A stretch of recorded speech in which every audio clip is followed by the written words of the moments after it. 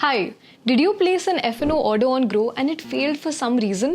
Don't worry, let me guide you on why this could have happened. One reason why your F&O order could have failed is that you may have placed an order for an expired contract. In futures or options trading, every contract has a specific end date or an expiry date. Therefore, it's not possible to trade in them after they've expired. So make sure to check the contract's expiry date before you place an order. Another reason why your F&O order could have failed is that you did not place the order quantity as a multiple of the lot size. Let me explain. In futures and options trading, lot size refers to the predefined quantity of contracts or units of the underlying asset that you can buy or sell in a single transaction. So when you place an F&O order, the quantity that you enter on the app must be in alignment with the asset's predefined lot size. For example, let's say you're trading XYZ stocks futures contract and the lot size for that contract is 100 shares. This means that when you place an order to buy or sell, the quantity you specify would be a multiple of 100, which means it can be 100, 200, 300 and so on. Lastly, your order may sometimes fail due to a technical issue. In such situations, you can try to place the order once again after some time. I hope this was helpful. Bye.